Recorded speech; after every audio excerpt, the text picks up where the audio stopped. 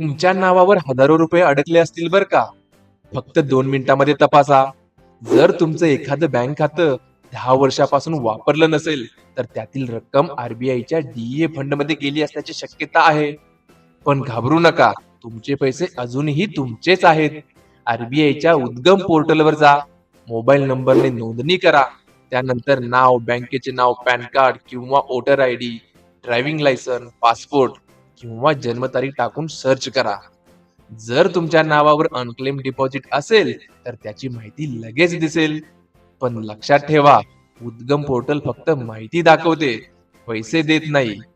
पैसे परत मिळवण्यासाठी संबंधित बँकेच्या शाखेत केवायसी कागदपत्रासह तुम्हाला दावा करावा लागेल. एकदा तुमच्या आई, वडील किंवा आजी आजोबांच्या नावाने नक्की तपासा. आणि अशाच महत्त्वाच्या सरकारी आणि बँकिंग अपडेटसाठी गगन मराठीला सबस्क्राईब करा.